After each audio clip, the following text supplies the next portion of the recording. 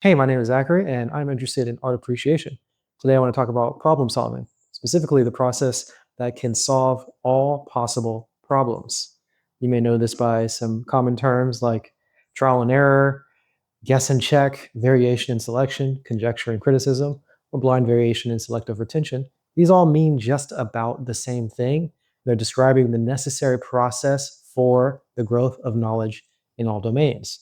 This is a part of our interests. We want to know about the growth of knowledge, and specifically want to know about it in the realm of art and the realm of art appreciation. But this is also going to be applying to knowledge creation in biology, knowledge creation in science, knowledge creation in art, relationships in any domain, really, all domains.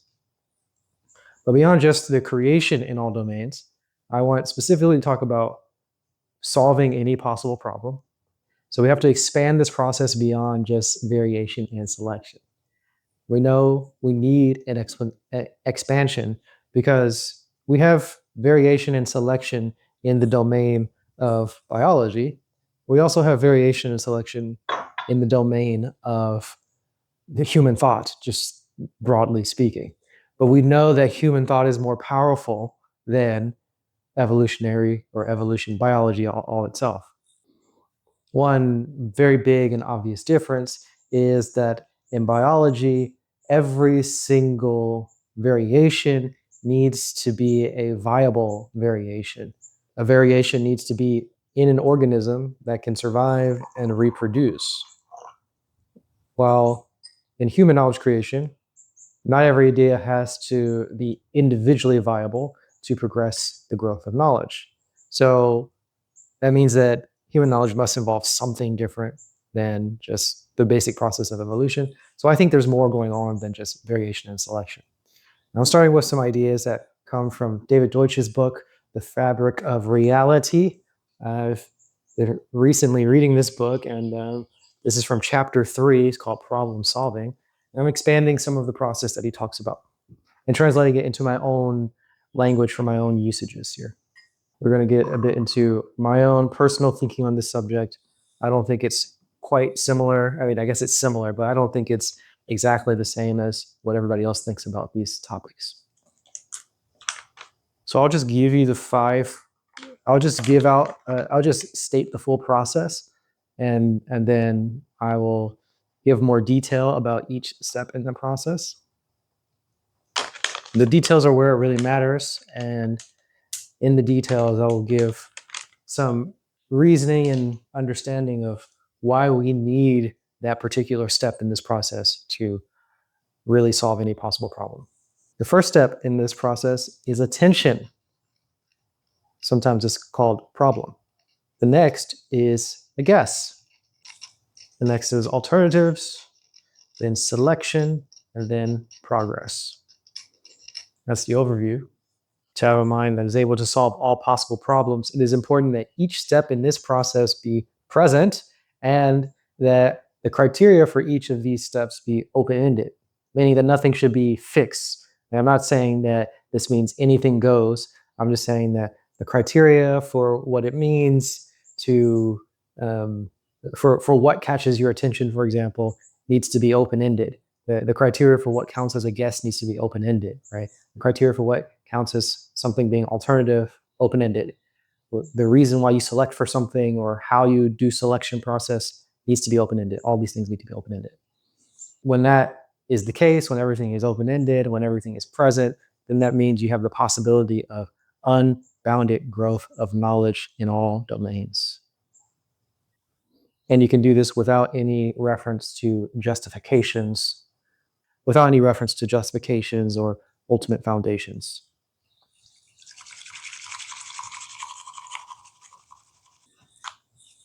I want to start with attention. This is what we typically think of as finding problems.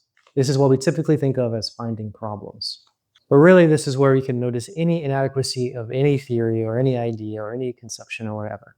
You could also just think of this as a conflict of two ideas. But really, this is any reason to have your attention directed somewhere. This is highly personal when it's based on your own context of your own life. And what you think of as a problem is up to you. what you notice as a conflict between multiple ideas, it's just based on what you consider those ideas to be. And these problems are always personal. David Deutsch likes to say that all problems are parochial. It's a word I don't really like, but it means narrow reaching, I think, or it means subjective to some extent, um, personal. But anyway, it's fine to just think of this stuff as the identification of a problem. Attention is just slightly more broad than that notion of finding problems. If you have no attention, then that means all of your guesses are totally random. And by attention, again, I just mean that you have some focus on a conflict between two ideas. If you have a conflict between two ideas, you want to resolve that conflict with a guess. If you can't find a conflict between two ideas, then it's kind of hard to have a guess that resolves a particular conflict. So no attention, that means your guesses are random. It means other things are also difficult. So like, what does it even mean to have an alternative to a guess if you don't know what problem you're attempting to solve, or you don't have something that you're attending to? How do you select the best between alternatives if you don't know what the problem is being addressed? All those things become very difficult if you don't have attention. So you can't really have that. Most of those processes become just impossible to do.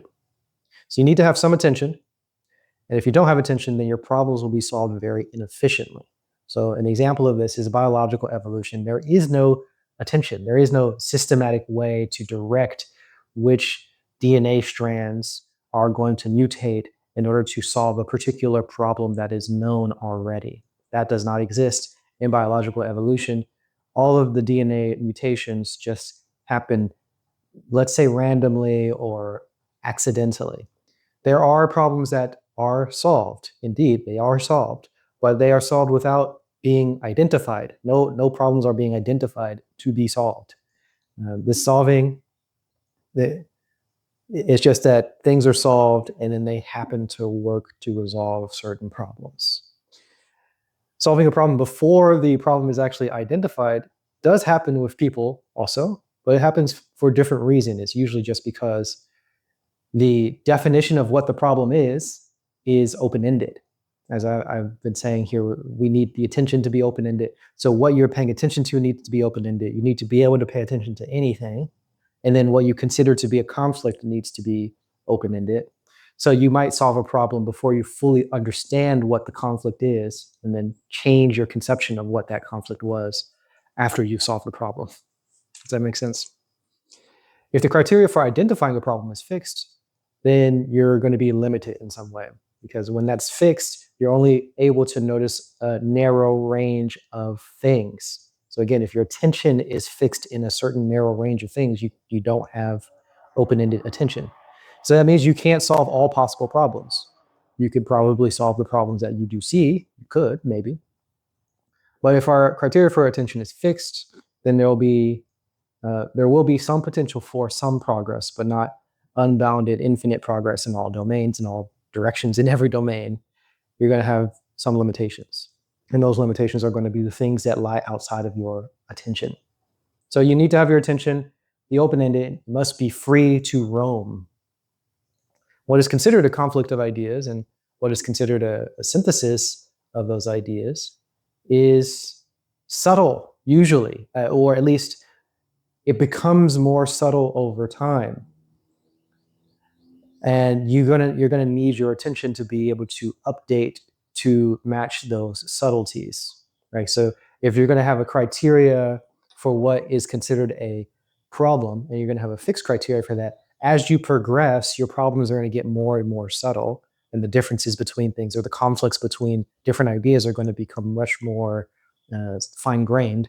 You're gonna have to upgrade your attention to be able to fit and address those or notice those conflicts.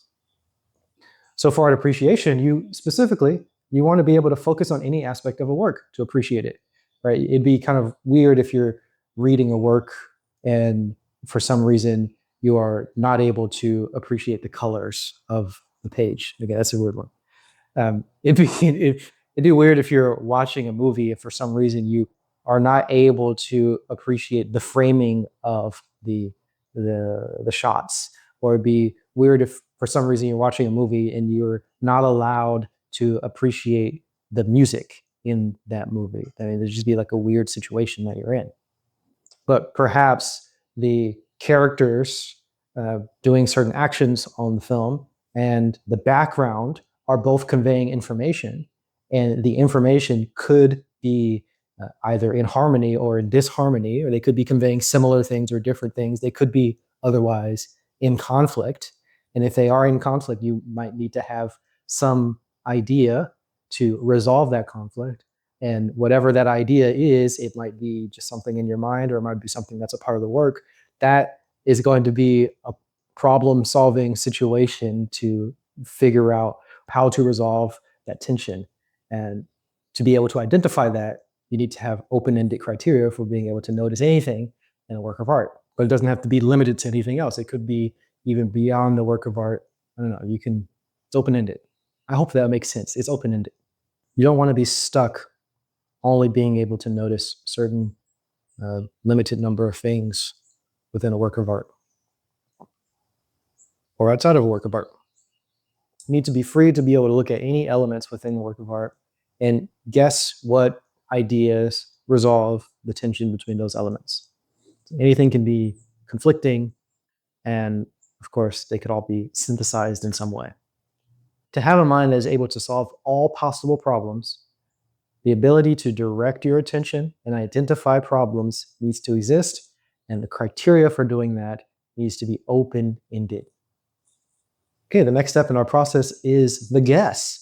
This is a potential solution to the problem, to addressing the thing that you noticed and with your attention. This is what resolves the conflicts between your ideas. Now, all problems are personal, as I said before, but sometimes you have solutions that are universal. That means that this guess might apply in many different contexts to many different problems. However, there's no way to confirm that a solution is universal. All you can do is attempt to use that solution, this guess, in different contexts and see if it works. And this is about why it's called a guess, because you don't know that it works until you put it into the new context. So this guess is always going to be something novel. It's novelty. This is creation. This is newness. This is where something genuinely new can be introduced into the world. We may call it trials. We may call it variations. We may call it conjectures. You get the picture. These are the things. We're making something new, a new idea. This can be directly thinking of something new. It could be mixing previously existing ideas. It could be some form of hybridization of ideas. It could be randomly changing an idea. It could be systematically varying an idea. Any of these things could happen. It could be accidental. It could be you're just trying to replicate an idea and you accidentally misreplicate it, right? There's an accidental mutation that's going on. It's just because the processes are error prone. Misunderstanding an idea is in itself a variation of idea. These are all possible ways to guess something. It's open-ended. Remember, the criteria is open-ended. So there might be other ways. You can think of many other ways of making a guess. There are going to be different things that you can do here. If you cannot make a guess, then you have no novelty. So automatically, you have nothing new. Without new guesses, you can't solve new problems. Without a new guess, you might be able to see what problems you have, and you might be able to choose from the best available options that you have. You might have some options for solving that problem or addressing that problem. But with no new guesses, you can only solve a narrow range of problems. You're just handicapped with not being able to make anything new. You might have like it's like the situation, if somebody's depressed, you might have a depressed friend. Maybe you've been depressed yourself. You can't create new guesses, right? You have this situation where there's no new ideas coming. You might loop on existing ideas. You probably just don't even use these existing ideas because you've selected them all away. You think they all suck. And now you just have no options, right? You might be able to do fine if you have enough resources already available, meaning you have enough knowledge or you have enough ideas already that you could use, but you can only go so far if you can't make new additional ideas. The reason why is because you'll always have new problems. So you're going to want to be able to guess new things. If your system of making new guesses is fixed, then you will only have some limited types of novelty. And if that's not open-ended, then you can't really progress in an open-ended way. A system that cannot create new guesses or cannot create new ways to make new guesses is also going to be somewhat predictable. An example of this is going to be like our LLMs, like the current AI systems that we use. They're kind of lacking in many ways, but this is one that's just kind of obvious. They're good at combining things that are already known, but they're very, very limited in creating new ideas, creating new things. So there's some limited ability. There is some limited ability to create new things, but it's limited. And if you ever talk to these things for a very long time, you can start to see that they loop on certain things. They have trouble making new ideas or continuing with those new ideas. It's just difficulty. And so we don't see much new creation with these current LLMs in terms of art or scientific breakthroughs and all that kind of stuff. For art appreciation or art analysis or whatever, this is the idea of noticing two conflicting ideas and then having something that, uh, making a guess that actually resolves that conflict between those ideas. To have a mind that is able to solve all possible problems, the ability to create guesses needs to exist and needs to be open-ended. The next step in this process is alternatives. Alternatives, it means alternative guesses. This might seem redundant with the last step, but I can assure you it's quite different and very, very important. Okay, this is more about the categorization of guesses. We need criteria for determining when guesses are variations of each other. We need some criteria to determine when you have multiple guesses that are exactly the same, just stated in different words or in different terms or in different ways. We need criteria for when different guesses are even addressing the same problem, and thus they are rival theories addressing that problem. So this allows us to properly compare how well rival theories address a particular problem. Now, one factor here will be determining the applicability of various guesses, like how widely they apply or where they apply. Generally, if two things apply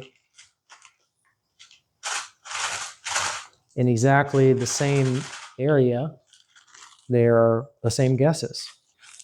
But that isn't always the case, just usually.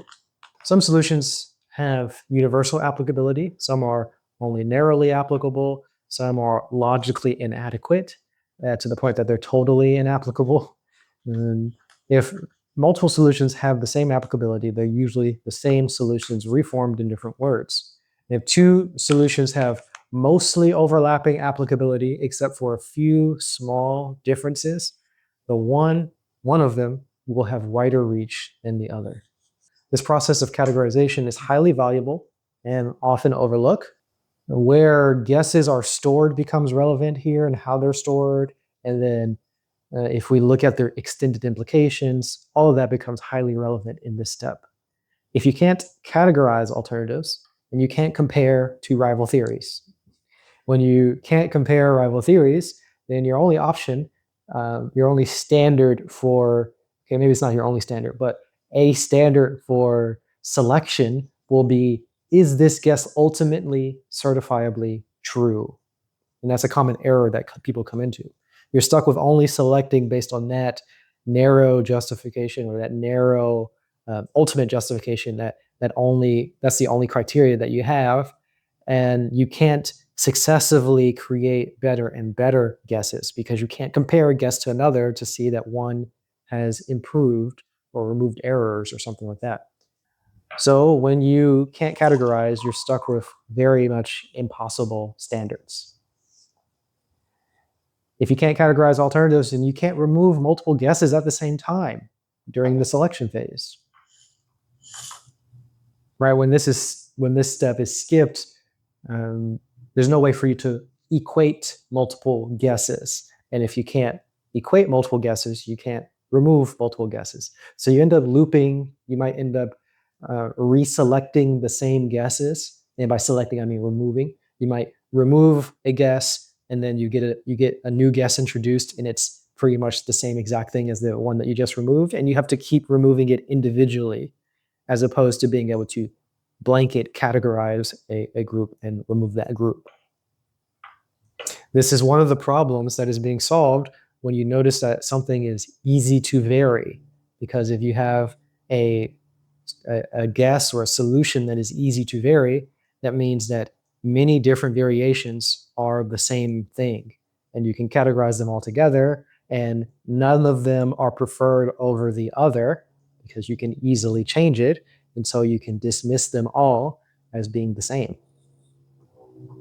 Another thing would just be equating all the guesses that have some sort of internal logical contradiction or something like that, due to the fact that if you have a contradiction, then you can apply anything. And if you can apply anything, then all of your guesses have the same range of applicability, and thus they're all the same. You can't prefer one over the other.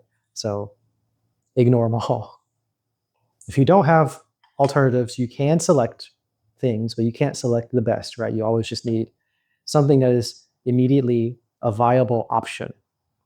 If you only have fixed criteria for what guesses are similar to others, then you're also in trouble here, because as you progress with your problem solving, your guesses again become more subtle, right? So the differences between them become subtle, or how they overlap becomes more subtle, how they are similar becomes more subtle. You get different levels of abstraction that are not obvious immediately, that you have to develop criteria for determining how things are exactly the same if extracted in the correct way.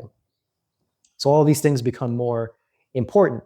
And if you have a fixed criteria for how to determine that, then you can't adjust and address those things as you start to progress. So if your criteria for distinguishing theories or equating theories is fixed, you will not be able to accommodate for higher precision, which you will need as you progress. Then at some point, you will come to a hard brick wall to your progress. Let's go into an example here. You're going to need some criteria to tell you or to determine that Newtonian mechanics and Einstein's relativistic mechanics are related in some way and they're solving the same problem. You're going to need some criteria to say that they're addressing similar things and they need to be compared to each other as rival solutions. But you need some very, very sophisticated criteria to do that, because they're quite different in terms of how you compute them computationally speaking, or physically, like when they're written out, they look quite different. They're different on a lot of different levels, but there's a level of abstraction that shows them to be quite similar and to be solving the same problem. So they set up as rival theories. Another example of something similar here is that we need this criteria for determining alternatives. We need this for categorizing things even when they have like overlapping language. So in this another example here where you might have something like a person saying free will is the ability to do anything that you want. Okay, that's one conception of free will. Another person says that determinism is the fact that the motion of fundamental particles is perfectly described by classical physics equations. Okay, that's another thing. And then you have another third thing where someone says free will is when an explanation of a person's actions terminates at that person. Okay, so we've got these three different theories, three concepts, three conceptions, whatever we want to call that. You're going to have some very sophisticated criteria to determine if these things are all addressing the same problem. Do they all solve the same problem or attempt to solve the same problem? Are they actually rival solutions or not? Are they alternatives of each other or not? Do they overlap in any way? Do they contradict in any form? Do they just have similar sounding labels? Is it just that a lot of people talk about free will and determinism and you just set those against each other by fiat? Like, what you need some criteria for determining if, when I talk about those three specific things, if they are related in some specific way. This is why categorizing alternatives and how you categorize alternatives is important.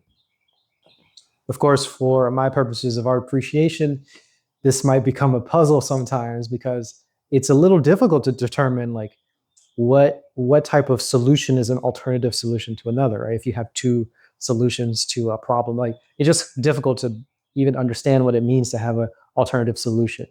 Right? If I'm just like writing a song and I want to write it in sonata form versus I want to write it in rondo form, are those actually alternative solutions in this work of art? Could I like easily flip those things out?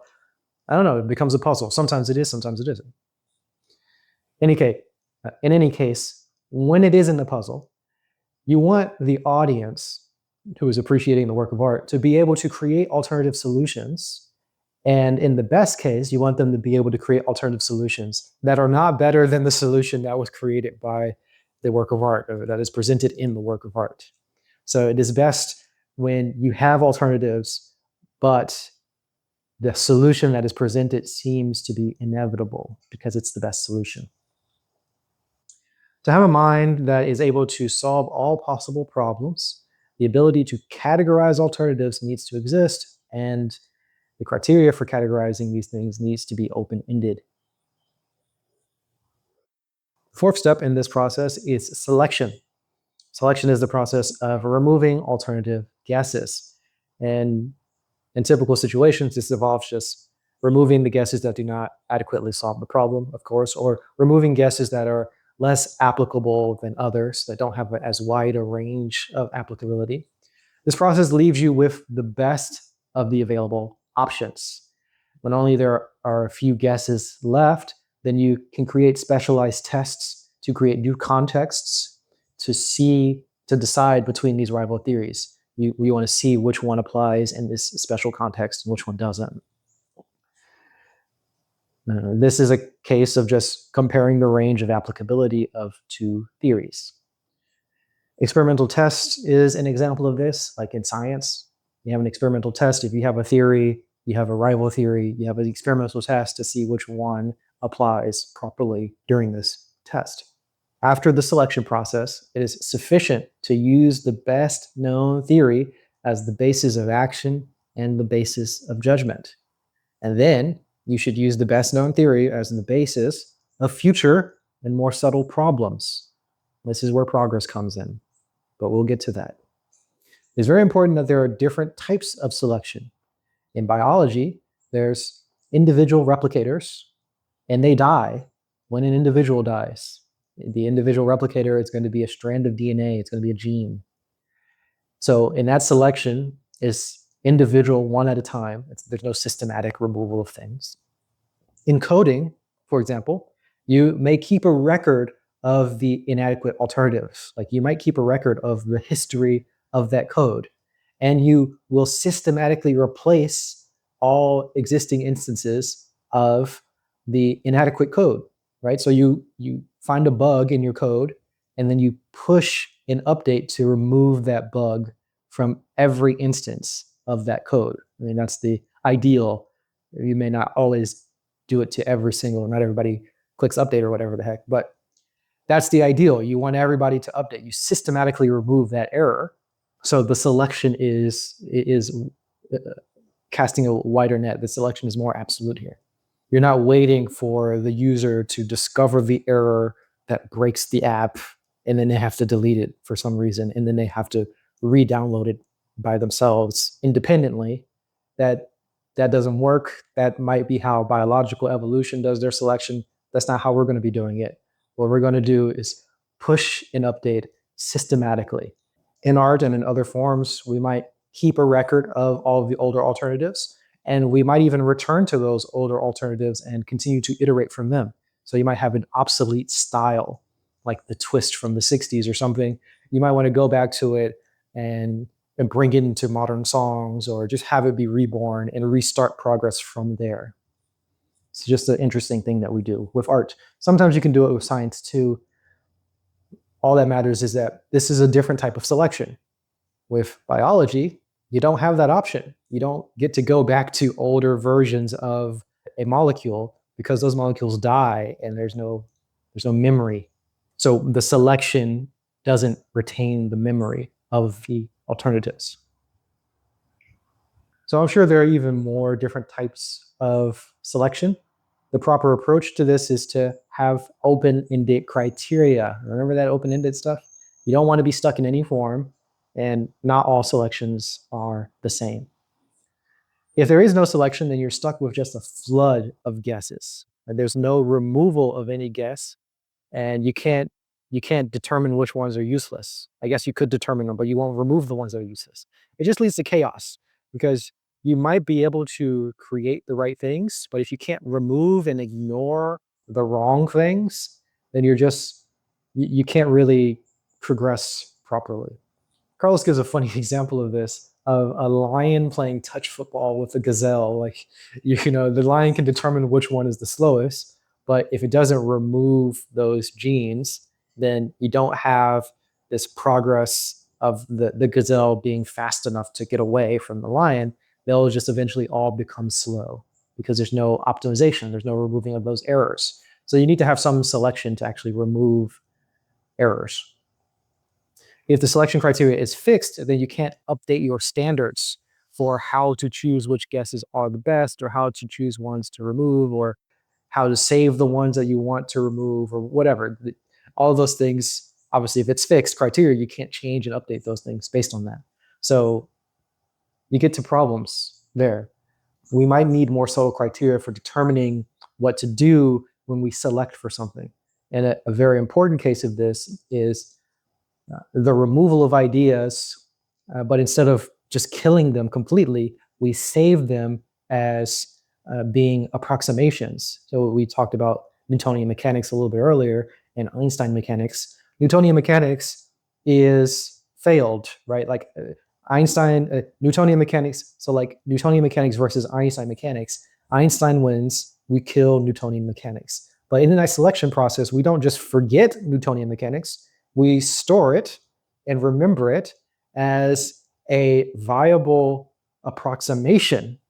So we keep it to approximate Einstein's mechanics, right? So that's just one way to update the criteria, as I'm saying.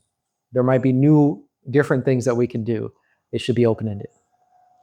For art appreciation, this is a matter of throwing out inadequate solutions and replacing them with better alternatives. And as I mentioned, I think in the previous section here, if you're left with the best possible solution, then the beauty feels inevitable. The solution feels inevitable.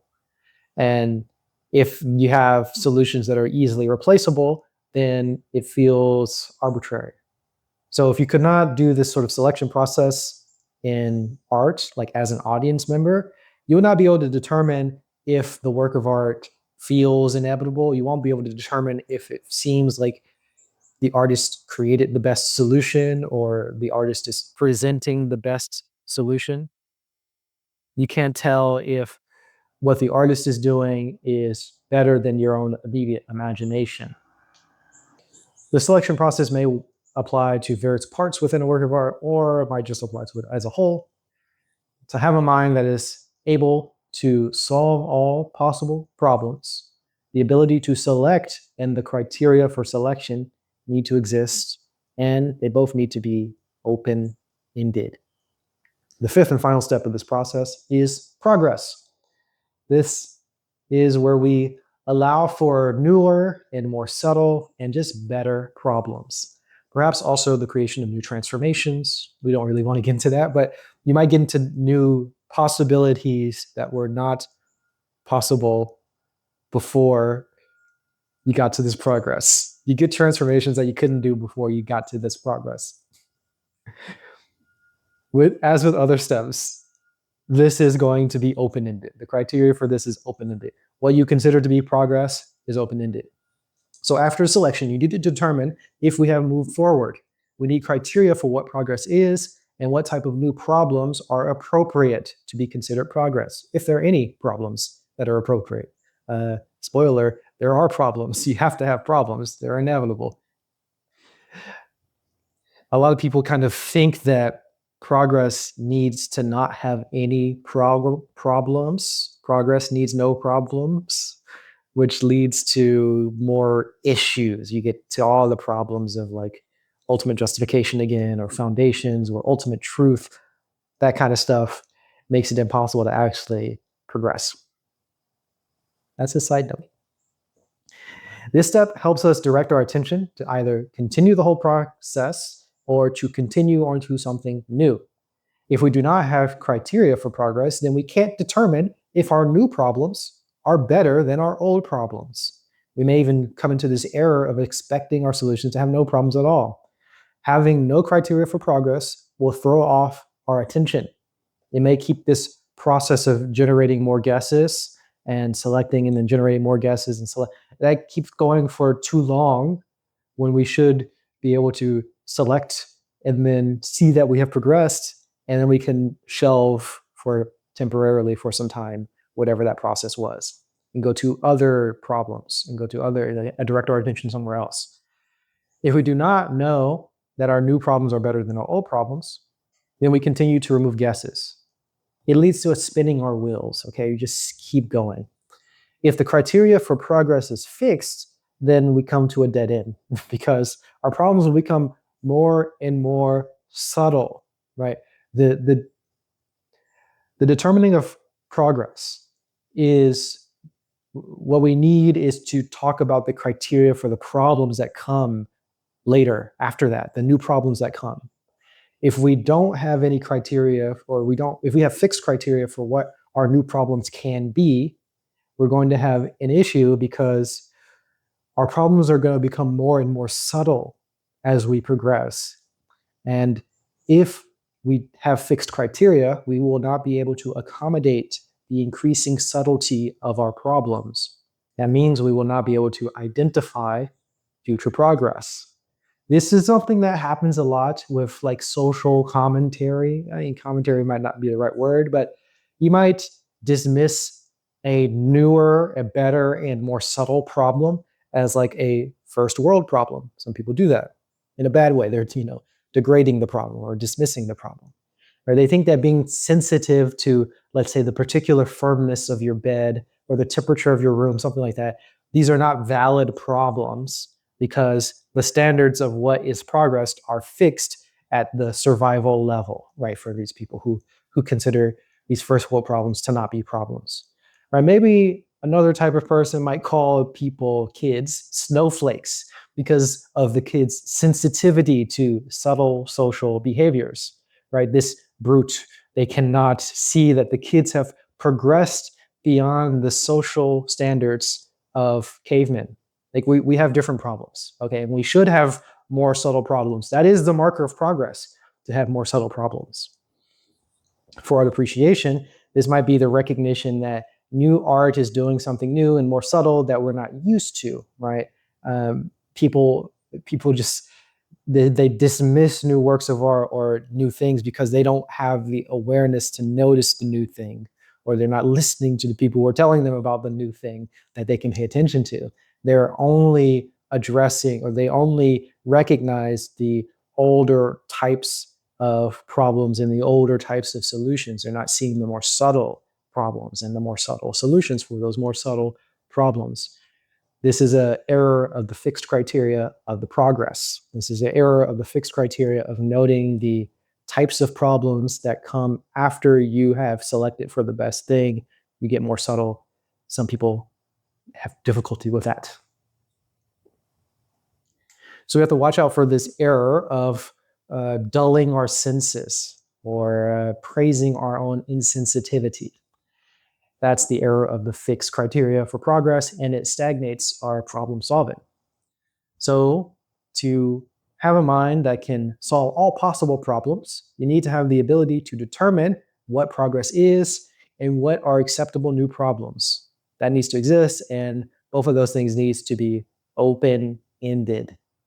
Those are all the criteria, those are all the steps here.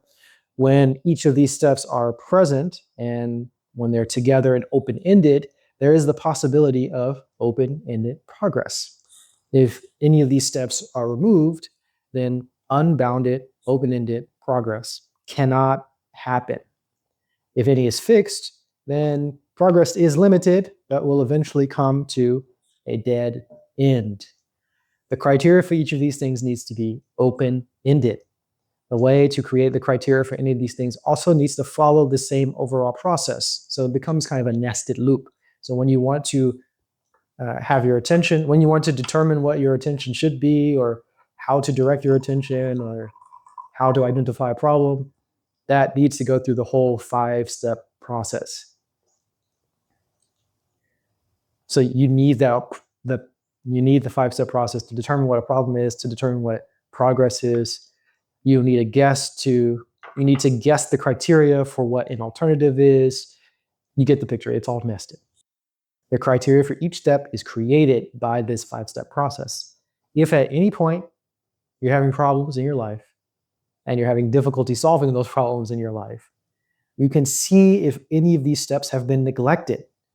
If indeed you don't have a way of determining what is an alternative, if indeed you don't know how to select things, or you're using only old ways of selecting, just like removing things from your memory, you can see if any of those things are being fixed. If any of those criteria are fixed, you can take a look at that if you're having difficulty solving problems.